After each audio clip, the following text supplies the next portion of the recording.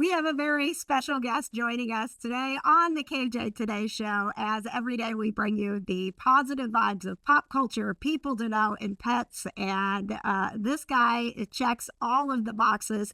Steve Guttenberg, you are an absolute legend, and our audience today is so excited not only to reflect with you over the amazing career that you've had, but there was a lot of excitement around the particular topic that we're getting into today. Your book, Time to Thank Caregiving for My Hero. It really it has sparked a conversation that's near and dear to my heart, and wanted to give you an opportunity to share, now that the book is out with everyone, how you are feeling about having this story of you and your father out for us to read. Thank you. I appreciate you bringing up my book, Time to Thank. It's about caregiving. You know that there are 53 million or more caregivers in this country, 53 million. And Rosalind Carter started the Caregivers Institute in Georgia. And basically, there are two types of people. You're either going to need a caregiver or you are going to be a caregiver. And that's the reality. So the book is about my journey with my dad, where I would drive 800 miles a week to take care of my dad, and then drive back to LA. And then the story is about when my dad was young and vital. He would help me put my pajamas on, teach me to shave. And then when he got older and he got ill, I put his pajamas on and I taught him to shave. And I not taught him to shave, I would shave him. And, we all go through this where a loved one, especially a parent, gets older and you need to be there to take care of them. And I'm very, very lucky that I've had the time and the ability. But that's what the book is about. And it's on Amazon right now. And I think that people would get a real kick out of it. It's got some Hollywood stories about my dad coming to the movie sets, and he loved movie sets. And stories about my family and stories about taking care of my dad.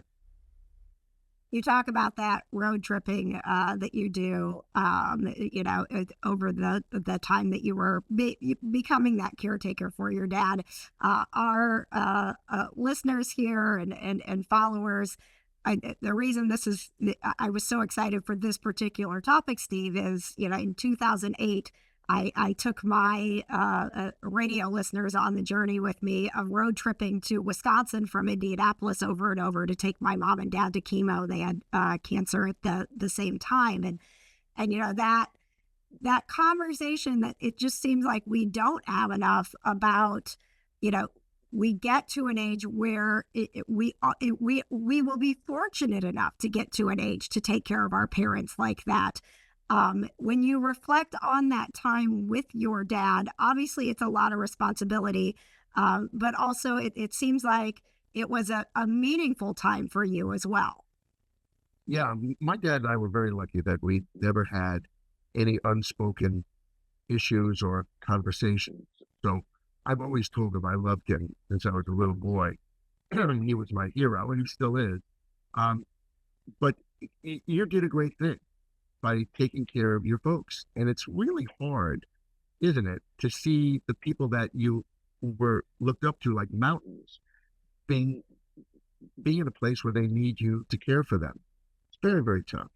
And you're an angel, and you are an angel, because caregiving is a lonely proposition. It's just you and them. And and all you're doing is watching them, watching their every move, right? Do they need some ice for their teeth, for their mouth and their lips? Do they need to go to the bathroom? Do they need something to eat? Do they need to sleep? Do they need to be propped up on the chair a little better? Do they need to have a better pillow? You need to go and find some sort of cushy egg cartons, to put under their bottom so they don't get sore on their bottom. These are things that a caregiver thinks about that. And I got to tell you, my sister Sid and my whole family we were all together doing this. And when one person in the family gets sick, everybody gets sick. That's so true. And the book is called Time to Thank Caregiving for My Hero. Steve, in getting ready for these interviews, I always love to reach out to the people that follow along with the show and say, hey, what would you like to know about Steve? And in doing so, I am a new follower of you on Instagram because so many people, including Amanda, she said, I love his Instagram. He's so positive. I love all of the inspiration. Are you aware that, not only with your book and with your career and the way you've made us laugh, that you are touching people now and inspiring them every day just by getting on Instagram and being you? Oh my gosh. When people tell me that, like yourself, I'm just awed. And if anybody's out there and wants to look at my Instagram and follow me, what I do is I try to say common thoughts that we all think. And I want to connect with everybody. I started doing Instagram and the other social media when I was taking care of my dad, and I needed a break from the hospital or the dialysis. So I'd go outside, and a friend of mine said, just talk to your machine, talk to your phone, and people started to answer. So I joined Instagram, and it's been terrific because you start to have a dialogue with people. And you know what? My dad always said, friends were strangers once, and now they're friends. So I look at these 300,000 people that have followed me, that one day they'll become friends. And right at they're strangers right now, we start to become friends. You've really got to sort of widen your outlook on friendship and brotherhood and sisterhood, that we're all in this game together. We're all on this earth together. We're not separate. The fact that we drive in a car alone, the fact that we have our own apartments or our own homes, sure, but you've got to be part of a community. And that's what's really great, I find, about my Instagram, is that I'm part of a community now. And that really makes me feel good. It's the most important thing to battle loneliness and depression, is that you feel that you're wanted. You've got a group of people that care about you. And I think that everybody should use social media in that sense. So yeah, I'm so glad that I can do these little ditties and put them on the air and put them on our phones and our computers, and people connect to them. They understand them. So I'm grateful for that. And it's and Steve Guttenberg, I guess that I got to tell people how to follow me. I think it's just Steve Guttenberg. You just look up my name. Yeah, I'll put it when we put the interview up. I'll make sure that there's links to find you, because it was a delight for me to to find you on Instagram, see what a bright light you're being in the world, and to circle back on the topic today. This is one of the times where I'm like, man, I wish when I hung up with you, Steve, that I could call my dad and tell him I talked to Steve Guttenberg. Like, it would be amazing, because he introduced me to Police Academy, and we're 40 years into it. You have so many people that love you from Police Academy.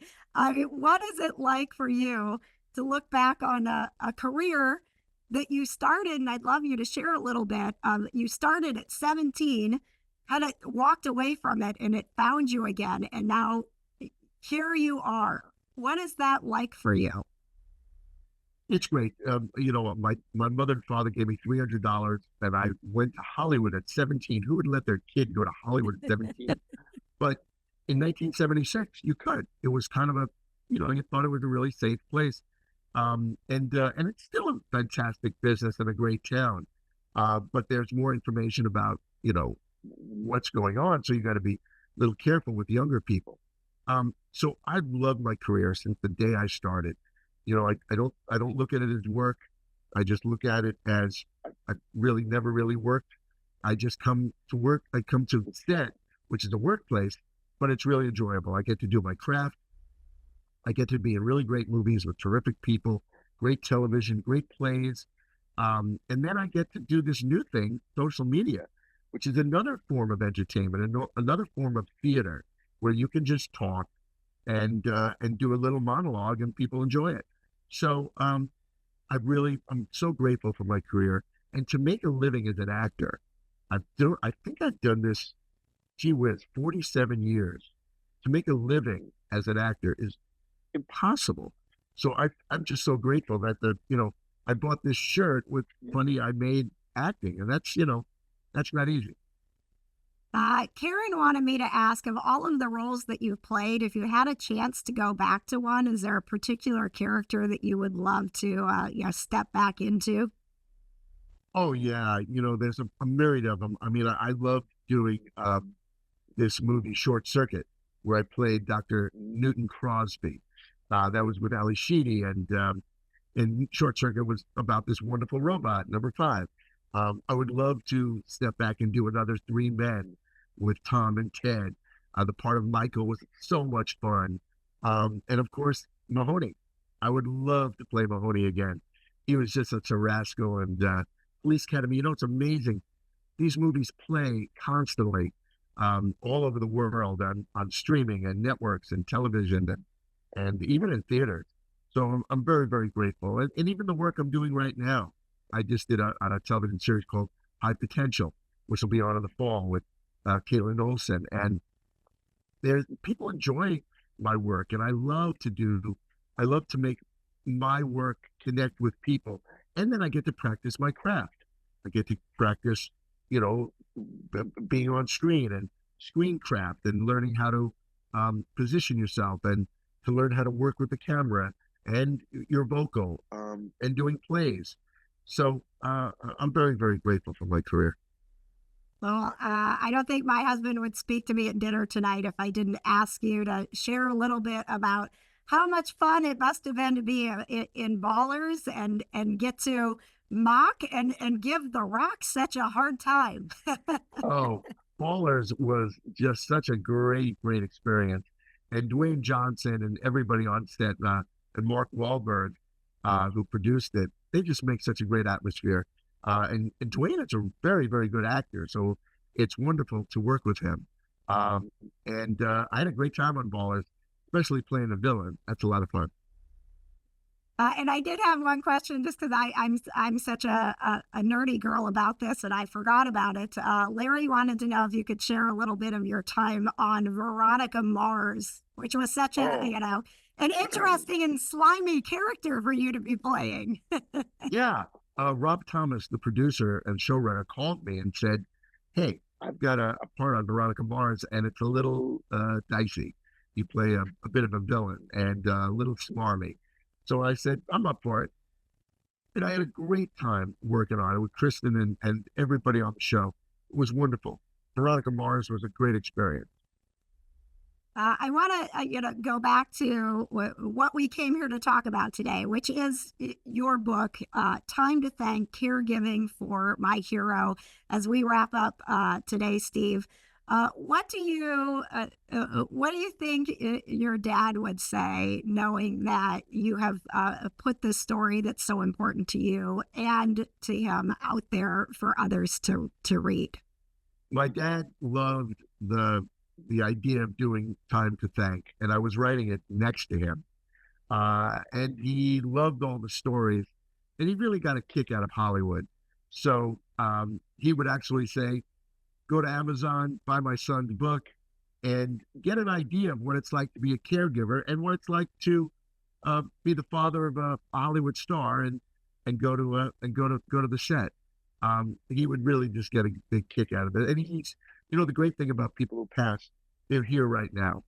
And I get a feeling that my dad is sitting right next to me. Yes, I love it. Steve, it has been such a pleasure to talk with you. Please keep those positive vibes coming on your Instagram and all that you do. And anytime you would like to come back to the KJ Today Show, we would love to have you.